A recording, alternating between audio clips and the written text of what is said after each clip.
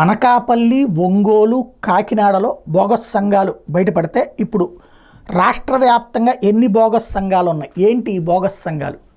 డ్వాక్రా మహిళలు అంటే పేదరికంలో ఉన్నటువంటి మహిళలు ఒక గ్రూప్గా ఏర్పడి 10 మందితో ఒక డ్వాక్రా గ్రూపు, వాళ్ళందరూ ప్రతివారం ఇంత అని చెప్పి డబ్బులు దాచుకోవడం, దాన్ని పొదుపు అంటారు. ఆ పొదుపుకి బ్యాంకుల్లో డబ్బులు వడ్డీ వస్తుంటుంది.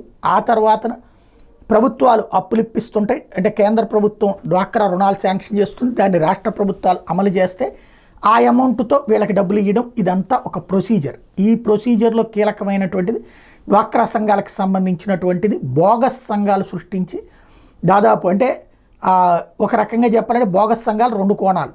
లేని మనుషులు అట్లా కుదరదు, ఎందుకంటే బ్యాంక్ అకౌంట్స్ తీయాలని.